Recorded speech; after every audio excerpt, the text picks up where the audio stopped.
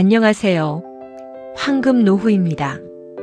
오늘도 우리가 함께 행복해지는 지혜에 관해 이야기 나눠보겠습니다. 큰 집이 노후를 망칩니다. 이 말을 들으시면 어떤 생각이 드십니까? 큰 집이 뭐가 나빠? 집은 클수록 좋은 거 아닌가? 이렇게 생각하실 수도 있습니다. 하지만 오늘 이 영상을 끝까지 보시면 생각이 완전히 바뀌실 겁니다. 오늘은 3가지를 말씀드리겠습니다. 첫째, 큰 집이 노후를 어떻게 망치는지. 둘째, 부부에게 딱 좋은 황금 평수가 무엇인지. 셋째, 다운사이징의 놀라운 반전까지입니다. 이걸 모르시면 여러분은 평생 큰 집의 노예로 사시게 될 것이고, 이걸 아시면 평생 행복하고 편안한 노후를 즐기시게 될 겁니다. 나중에 후회하지 마시고 오늘 영상 끝까지 집중해 주세요. 혹시 이런 생각 한 번쯤 해보셨나요? 이 집에서 평생 살았는데 이젠 너무 넓다. 청소도 힘들고 관리비도 부담되는데. 그래도 집은 크면 좋은 거 아닌가? 많은 분들이 이렇게 생각하십니다. 하지만 노후의 집은 자랑이 아닙니다. 삶의 질입니다. 오늘은 2가지를 말씀드리겠습니다. 첫째, 많은 분들이 착각하고 있는 큰 집의 함정. 둘째, 오히려 인생을 가볍게 만드는 노후의 황금 평수입니다. 먼저 왜 큰 집이 노후의 짐이 되는지 말씀드리겠습니다. 노후에 가장 많이 들리는 말이 있습니다. 집은 있는데 마음은 편하지 않다. 젊을 때 큰 집은 성공의 상징이었습니다. 40평, 50평 집을 샀을 때 얼마나 뿌듯했습니까? 우리도 이제 성공했구나 이렇게 생각하셨을 겁니다. 하지만 노년에는 상황이 완전히 달라집니다. 74세 김영수 씨 이야기를 들려드리겠습니다. 영수 씨는 서울의 45평 아파트에 삽니다. 30년 전에 샀습니다. 당시엔 자랑이었습니다. 방 4개의 거실도 넓고 주방도 넓었습니다. 자녀 둘이 각자 방을 쓰고 부부도 안방을 쓰고 서재도 따로 있었습니다. 완벽했습니다. 하지만 지금은 다릅니다. 자녀들은 다 독립했습니다. 45평 아파트에 부부 둘만 삽니다. 영수 씨는 말합니다. 방 4개 중에 우리가 쓰는 건 안방 하나뿐이에요. 나머지 방 3개는 1년에 명절 때 자식들 오면 며칠 쓰고 나머지는 그냥 비어 있어요. 하지만 청소는 해야 해요. 먼지가 쌓이니까요. 일주일에 한 번 방 3개를 다 청소합니다. 무릎이 아픕니다. 허리도 아픕니다. 영수 씨는 계속 설명하십니다.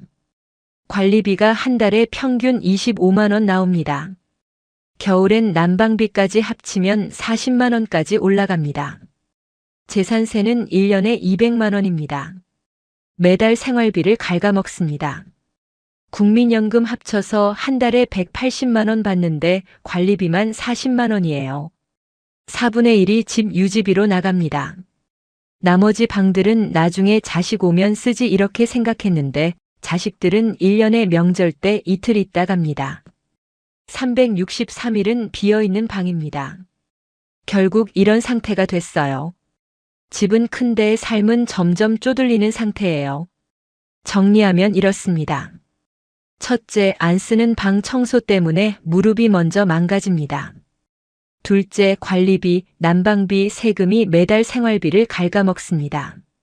셋째, 나중에 자식 오면 쓰지 하던 방은 1년에 며칠만 사용됩니다. 그런데 우리는 그 방들을 위해 건강과 돈을 쓰고 있습니다. 이게 큰 집의 함정입니다. 그렇다면 실제로 사람들이 하루에 쓰는 공간은 몇 평일까요? 놀라운 사실을 말씀드리겠습니다. 전문가들이 연구했습니다. 서울대학교 건축학과와 한국주거학회가 공동으로 70세 이상 노인 500가구를 조사했습니다. 부부 둘이 하루 대부분을 보내는 실제 공간을 측정했습니다. 결과가 충격적이었습니다. 평균 7평에서 8평이었습니다. 구체적으로 보면 이렇습니다. 침대가 1평입니다. 식탁이 2평입니다. 소파가 0.5평입니다.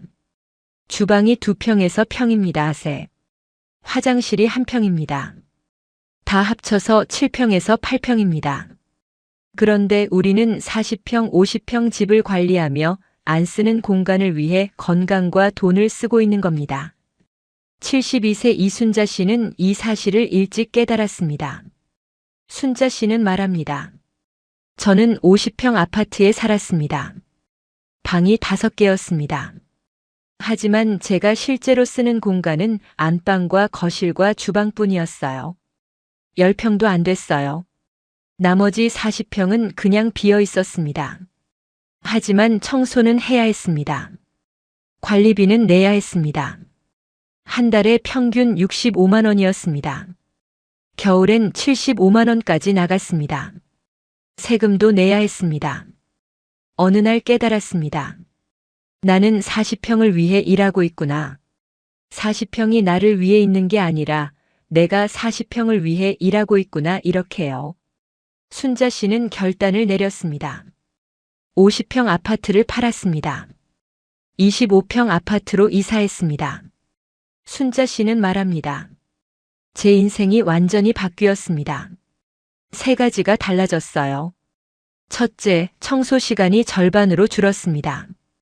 둘째, 관리비가 한 달에 25만 원으로 줄었어요. 절반 이상이 줄어든 겁니다. 난방비도 겨울에 35만 원 정도입니다. 이전엔 75만 원이었는데 말이에요. 셋째, 세금도 절반으로 줄었습니다. 무엇보다 마음이 가벼워졌습니다. 집이 저를 짓누르지 않습니다. 제가 집을 관리합니다. 집의 주인이 된 기분이에요. 그렇다면 노후의 황금 평수는 얼마일까요? 건축가와 노후 주거 전문가들이 공통으로 말합니다. 부부 기준 20평에서 25평이면 충분합니다. 왜 20평에서 25평일까요? 4가지 이유가 있습니다. 첫째, 청소가 쉽습니다. 1시간이면 집 전체를 청소할 수 있습니다. 무릎에 무리가 안 갑니다. 허리에 무리가 안 갑니다. 둘째, 관리가 쉽습니다. 관리비가 한 달에 평균 20만 원에서 25만 원 정도로 적게 나옵니다.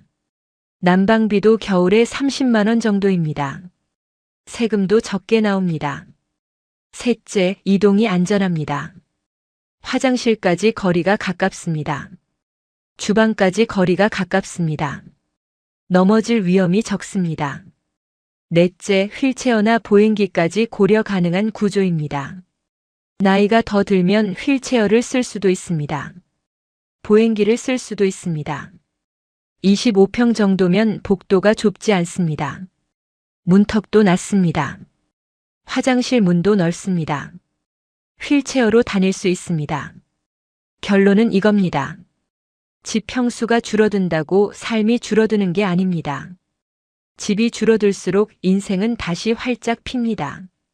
실제 사례를 2개 비교해 드리겠습니다. 부동산 부자와 현금 흐름 부자입니다. 첫 번째는 김영수 씨 부부입니다. 영수 씨는 서울 강남에 50평 아파트를 가지고 있습니다. 시세가 35억입니다. 겉으로 보면 부자입니다. 하지만 실상은 다릅니다. 매달 들어오는 돈은 국민연금 합쳐서 150만 원이 전부입니다. 관리비가 평균 45만 원입니다. 겨울엔 55만 원까지 올라갑니다. 계산해 보겠습니다. 평균 50만 원으로 계산하면 150만 원에서 50만 원을 빼면 100만 원 남습니다. 2사람이 한 달에 100만 원으로 삽니다. 영수 씨는 말합니다. 여행 가고 싶어도 망설여집니다.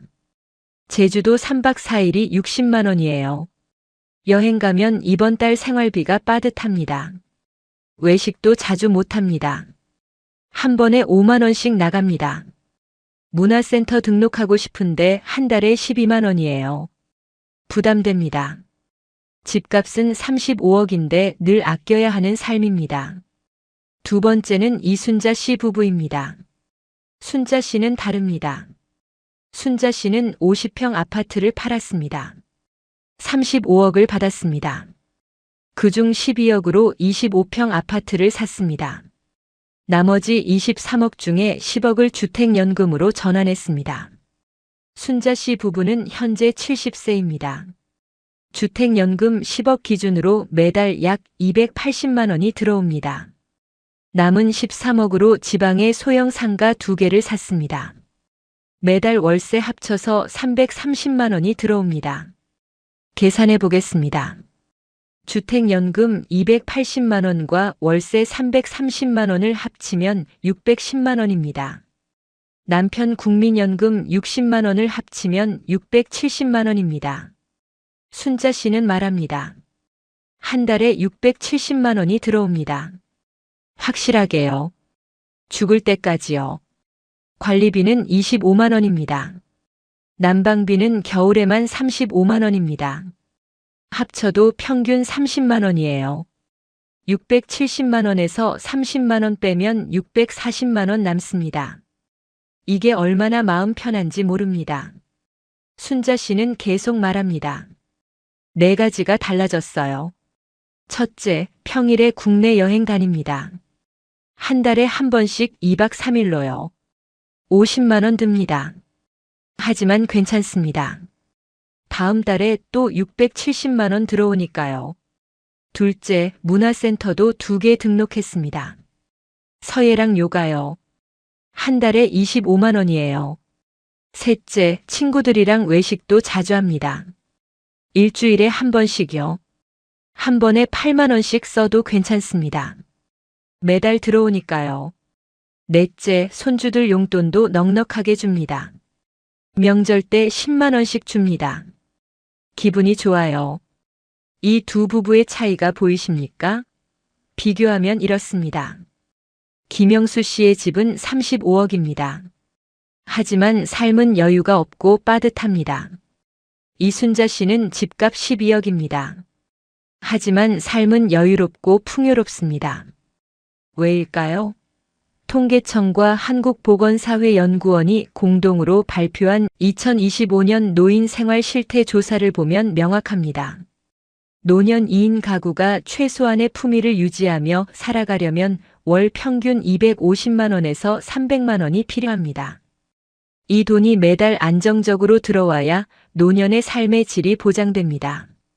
핵심은 이겁니다. 노후엔 자산의 크기보다 통장에 매달 찍히는 숫자가 삶의 질을 결정합니다. 집값 35억이 중요한 게 아닙니다. 매달 통장에 300만 원이 들어오는 것이 중요합니다. 그렇다면 다운사이징을 어떻게 해야 할까요? 단순히 작은 집으로 옮기는 게 아닙니다. 전략이 필요합니다. 77세 조영자 씨의 사례를 들려드리겠습니다. 영자 씨는 3년 전에 다운사이징을 했습니다. 영자 씨는 말합니다. 저는 45평 아파트에 살았습니다. 시세가 20억이었습니다. 하지만 매달 들어오는 돈은 국민연금 120만 원 뿐이었어요. 관리비만 평균 45만 원이었습니다. 늘 조심스러웠습니다. 어느 날 딸이 말했습니다. 엄마, 집을 줄이는 게 어때요? 처음엔 싫었습니다. 이 집에서 30년을 살았는데 어떻게 떠나요? 하지만 생각해 봤습니다. 정말 이 집이 필요한가? 방 4개 중에 우리가 쓰는 건 안방 하나뿐인데 영자 씨는 결심했습니다. 45평 아파트를 팔았습니다. 20억을 받았습니다. 같은 동네에 20평 아파트를 샀습니다. 8억이었습니다. 나머지 12억 중에 5억을 주택연금으로 전환했습니다. 당시 저희는 75세였습니다. 5억 주택연금 기준으로 매달 약 170만 원이 들어옵니다. 남은 7억으로 소형 오피스텔 2개를 샀습니다. 매달 월세 합쳐서 240만 원이 들어옵니다. 계산하면 이렇습니다. 주택연금 170만 원과 월세 240만 원을 합치면 410만 원입니다. 남편 국민연금 70만 원을 합치면 480만 원이에요. 영자 씨는 말합니다. 제 인생이 완전히 바뀌었습니다. 3가지가 달라졌어요. 첫째, 집은 작아졌지만 삶은 훨씬 여유로워졌습니다. 둘째, 청소 시간이 절반으로 줄었습니다. 관리비가 한 달에 20만 원으로 줄었어요. 셋째, 무엇보다 매달 480만 원이 확실하게 들어옵니다. 마음이 편합니다. 영자 씨는 계속 말합니다. 지난달에 남편이랑 일본 여행 다녀왔습니다. 5일 동안 180만 원 들었습니다. 하지만 괜찮아요. 이번 달에 또 480만 원 들어오니까요. 친구들한테 이야기했더니 다들 부러워합니다. 어떻게 했냐고 묻습니다. 저는 말합니다. 집을 줄였어. 그랬더니 돈이 보이더라 이렇게요. 정리하면 이렇습니다. 다운사이징의 반전입니다. 첫째, 집이 작아진다고 삶이 불편해지는 게 아닙니다. 둘째, 집이 작아지면 오히려 삶이 훨씬 더 여유로워집니다. 셋째, 돈이 보입니다. 넷째, 시간이 생깁니다. 다섯째, 여유가 생깁니다. 여섯째, 자유가 생깁니다. 혹시 여러분 이렇게 생각하십니까? 주택연금 받으면 집을 은행한테 빼앗기는 거 아닌가? 아닙니다. 주택연금은 집에 계속 살면서 현금 흐름을 만드는 노후용 안전장치입니다. 집은 여전히 여러분 집입니다. 그 집에서 계속 사십니다. 다만 매달 연금이 나옵니다. 이게 핵심입니다. 많은 분들이 오해합니다. 집은 자식한테 남겨줘야지 하지만 현실은 다릅니다. 자식은 집보다 부담 없는 부모를 더 원합니다. 35억짜리 집을 물려받아도 상속세와 양도세 때문에 골치입니다. 차라리 부모가 그 집으로 편안하게 사시는 걸 더 원해요. 5억짜리 집은 그냥 두면 짐이지만 주택연금으로 바꾸면 매달 숨쉬게 해주는 돈이 됩니다. 그렇다면 다운사이징 할 때 주의할 점이 있을까요? 있습니다. 세 가지만 기억하시면 됩니다. 첫째, 같은 동네 안에서 옮기십시오. 완전히 낯선 곳으로 가지 마십시오. 왜 그럴까요? 30년 살던 동네를 떠나면 외롭습니다. 아는 사람이 없습니다. 단골 가게도 없습니다. 병원도 새로 찾아야 합니다. 이게 스트레스입니다. 같은 동네 안에서 작은 평수로 옮기십시오. 익숙한 환경이 중요합니다. 둘째, 1층이나 저층을 고려하십시오. 왜 그럴까요? 나이가 더 들면 계단이 힘듭니다. 엘리베이터가 고장나면 10층은 올라갈 수 없습니다. 1층이나 2층이 좋습니다. 바로 나갈 수 있습니다. 응급 상황에도 빠릅니다. 셋째, 병원과 마트가 걸어서 10분 안에 있는 곳을 선택하십시오. 왜 그럴까요? 차를 몰 수 없게 되면 걸어서 갈 수 있는 거리가 중요합니다. 이 세 가지만 지키시면 됩니다. 이제 노후에 집 주변에 반드시 있어야 할 세 가지를 말씀드리겠습니다. 이게 정말 중요합니다. 더 집중해서 들어주세요. 첫 번째는 사람입니다. 인사 나눌 이웃이 있어야 합니다. 단골 가게가 있어야 합니다. 왜 그럴까요?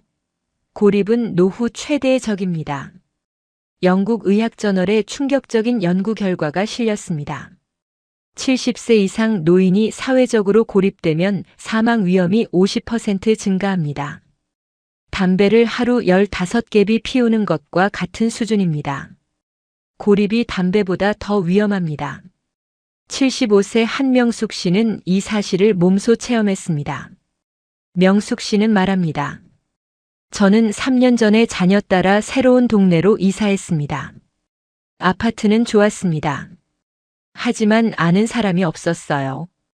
엘리베이터에서 사람을 만나도 인사할 사람이 없었습니다. 단골 가게도 없었습니다. 집에만 있게 됐습니다. 외로웠습니다. 우울해졌습니다. 6개월 만에 다시 원래 동네로 돌아왔습니다. 똑같은 평수였지만 마음이 완전히 달랐어요. 아는 사람들이 있었습니다. 슈퍼 아저씨가 반겨줬어요. 동네 할머니들이 오랜만이라고 했습니다.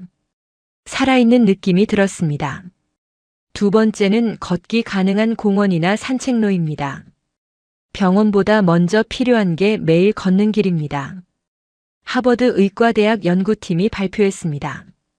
70세 이상 노인이 매일 30분 이상 걸으면 세 가지가 달라집니다. 첫째, 치매 발병률이 40% 감소합니다. 둘째, 심혈관 질환 위험도 35% 감소합니다. 셋째, 우울증 위험도 30% 감소합니다. 걷기가 거의 만병통치약 수준입니다. 그런데 걸으려면 걸을 곳이 있어야 합니다. 집 근처에 공원이 있어야 합니다. 산책로가 있어야 합니다. 안전하고 평평한 길이 있어야 합니다. 세 번째는 1차 의료기관과 약국입니다. 큰 병원보다 가까운 의원 하나가 더 중요합니다. 왜 그럴까요? 나이가 들면 자주 가는 곳이 병원입니다. 혈압약 받으러 갑니다. 당뇨약 받으러 갑니다. 감기 걸리면 갑니다. 한 달에 두세 번은 갑니다. 큰 병원은 멀면 가기 힘듭니다. 주차도 어렵습니다. 대기 시간도 깁니다. 하지만 동네 의원은 다릅니다. 걸어서 10분이면 갑니다. 대기 시간도 짧습니다. 의사 선생님이 얼굴을 압니다. 편해요. 약국도 마찬가지입니다. 걸어서 갈 수 있는 약국이 있어야 합니다. 그래서 인프라가 중요합니다. 두 가지만 말씀드리겠습니다. 첫째, 돈이 많으면 백화점 인프라 근처가 좋습니다. 백화점에는 다 있습니다. 식당도 있고 문화센터도 있고 병원도 있고 카페도 있습니다. 걸어 다니기 좋습니다. 에어컨도 나오고 난방도 나옵니다. 화장실도 깨끗합니다. 노인들의 천국입니다. 둘째, 돈이 보통이면 복지관 인프라가 최고의 선택입니다. 노인복지관 근처에 사십시오. 복지관에도 다 있습니다. 무료 운동 프로그램도 있고 무료 문화 프로그램도 있고 무료 식사도 제공합니다. 친구도 만들 수 있습니다. 이게 최고의 인프라입니다. 오늘 이야기한 내용을 정리하겠습니다. 5가지를 기억하시면 됩니다. 첫째, 큰 집이 노후를 망칩니다. 안 쓰는 방이 여러분의 건강과 돈을 갉아먹습니다. 50평 아파트는 관리비만 한 달에 평균 65만 원입니다. 둘째, 노후의 황금 평수는 20평에서 25평입니다. 부부 둘이 살기에 딱 좋습니다. 청소도 쉽고 관리비도 한 달에 20만 원에서 25만 원으로 적고 이동도 안전합니다. 셋째, 집값보다 현금 흐름이 중요합니다. 매달 통장에 250만 원에서 300만 원이 찍히는 것이 삶의 질을 결정합니다. 넷째, 주택연금을 활용하십시오. 70세 기준 5억 집이면 매달 약 145만 원이 나옵니다. 75세면 약 175만 원이 나옵니다. 다섯째, 같은 동네 안에서 다운사이징 하십시오. 집 주변에 사람과 공원과 병원이 있어야 합니다. 조선시대 실학자 정약용 선생님은 이런 말씀을 하셨습니다. 사람은 많이 가진 것으로 편안해지는 것이 아니라 불필요한 것을 덜어낼 때 비로소 편안해진다. 핵심은 이겁니다. 노후는 더 쌓는 시간이 아닙니다. 가볍게 내려놓는 시간입니다. 집이라는 무거운 갑옷을 벗을 때 비로소 인생 후반전이 시작됩니다. 76세 박경희 씨는 말합니다. 저는 74세에 다운사이징을 했습니다. 40평에서 22평으로 옮겼어요. 처음엔 불안했습니다. 이렇게 작은 집에서 살 수 있을까? 하지만 6개월이 지나니 깨달았습니다. 내가 필요한 건 평수가 아니라 편안함이었구나. 지금은 너무 만족합니다. 3가지가 달라졌어요. 첫째, 관리비가 한 달에 22만 원입니다. 이전엔 45만 원이었습니다. 절반으로 줄었습니다. 둘째, 매달 남는 돈으로 여행도 가고 문화센터도 다닙니다. 셋째, 친구들도 자주 만나요. 인생이 이렇게 가벼울 수 있구나 이렇게 느낍니다. 오늘 우리는 함께 큰 집의 함정과 노후의 황금 평수에 대해 이야기했습니다. 정리하면 이렇습니다. 첫째, 집은 20평에서 25평이면 충분합니다.